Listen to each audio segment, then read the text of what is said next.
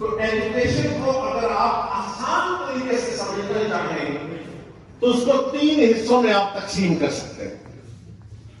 ایک حصہ وہ ہے جو جس کو آپ کہتے ہیں سائنس، مطلب سادہ اور عام لفظوں میں آپ کہتے ہیں سائنس.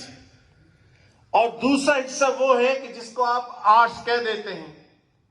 اور تیسرا حصہ وہ ہے کہ جو چیز آتی ہے اسے کر دو سکے آپ پاس ہو جائیں.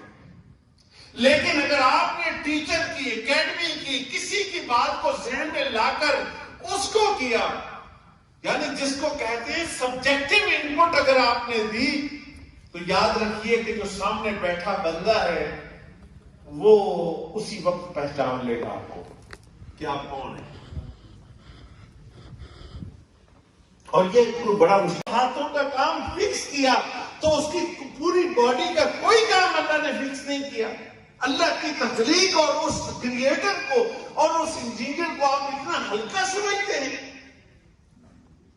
کہ وہ کائنات اتنی بڑی بنائے اور اس کے اندر جو سب سے امپورٹنٹ چیز ہے اس کے لیے یہ نہ کرے.